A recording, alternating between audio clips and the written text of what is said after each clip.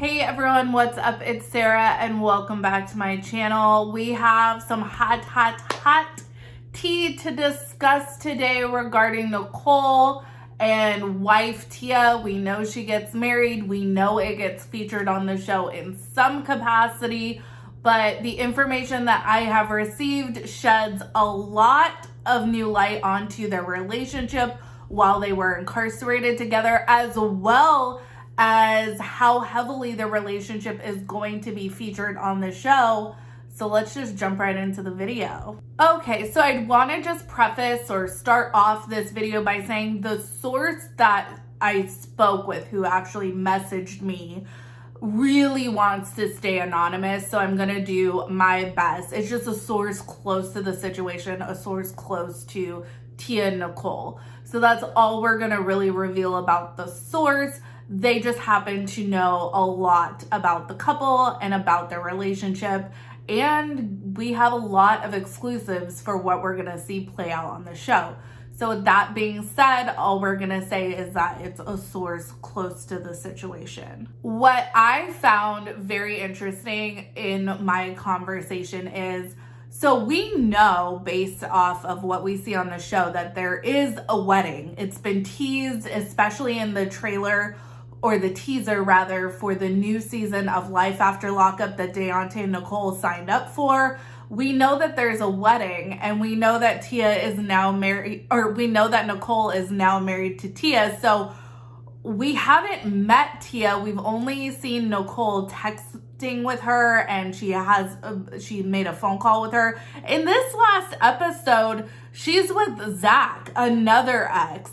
So I think we have 2 or 3 more episodes of Love After Lockup. When are we gonna meet Tia? So there's been a lot of speculation going on with social media with, is the show gonna feature Tia, or is this just gonna be something we know about, but it's not really talked about on the show? And I've never really been in that camp. I actually think, I think it's being shown to lead towards this route with like the Puppy and Amber relationship. I think we're headed down that route where they have embraced this other person, the producers, the show, and they've decided to feature that relationship.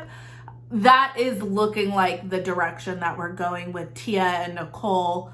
Zach, I don't know if we're ever gonna see him again. And Daonte, poor Daonte. So according to the source that I spoke with, Tia comes from a decently well-off family. It seems that the way she was described to me from this person is like a spoiled brat, quote.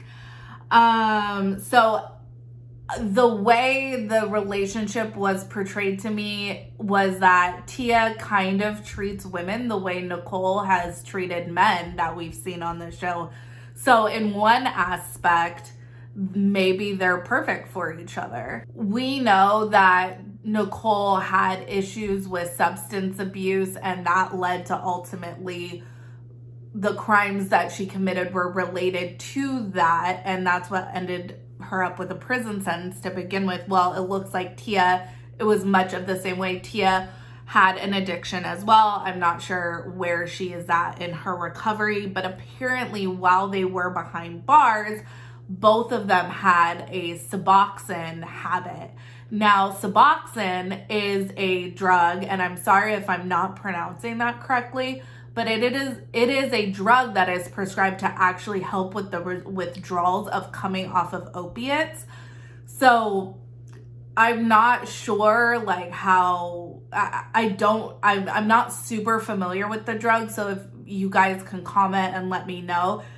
From what I gathered, I read some articles online. It looks like it's kind of an more easily accessible drug. So it's kind of like a better than nothing drug, and it's easier to smuggle in, is kind of the gist that I got from the articles that I read. So from what my source told me, basically the money that Nicolle was getting from Daonte was going to fund this habit. Apparently, when the pandemic hit, I was told the cost of a strip, so Suboxone comes in strips, A cost of one strip was about $150. Like, if you were to purchase it, I think with a prescription, it's like a couple dollars. But, you know, in prison, in this institution anyways, it was going for about $150.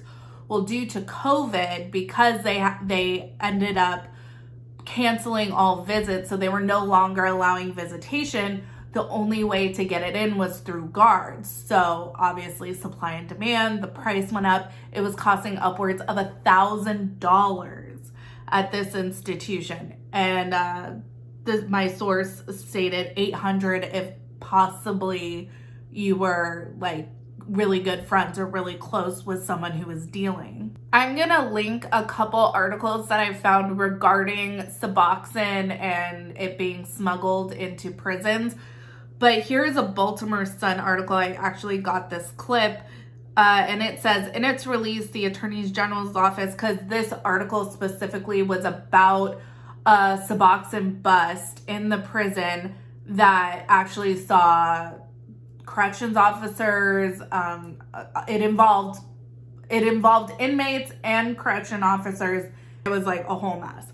So anyways, it says, in its release, the Attorney General's office said that the Suboxone strips bought for $3 to $4 can be sold for $200 to $400 when smuggled into Maryland's prisons. So that's even more than what was going for in this prison. The office alleges that somewhere from $140,000 to $280,000 worth of strips were recovered during the investigation. Apparently, Nicolle and Tia, the way Nicolle describes their breakup, I don't know if that's exactly how it went down, but they were in fact broken up. It looks like Tia got back in touch with Nicolle. According to my source, it seems like as soon as word on the street got around that Nicolle was cast on this show, suddenly Tia's ears perked up and she was now interested in Nicolle again.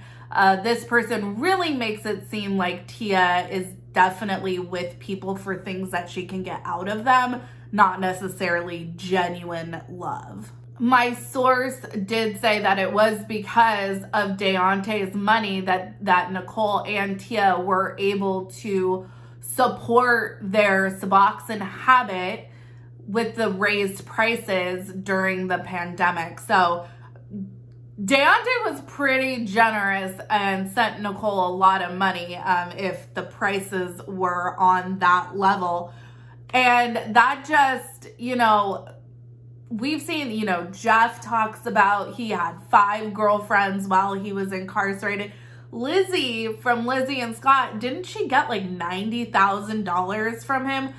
Stan and Lisa, for what it's worth, they seem to be, they're messy. They're messy as fuck, but they might be some of the smarter people. Lisa saved her stimulus checks. Like, go Lisa, that's awesome.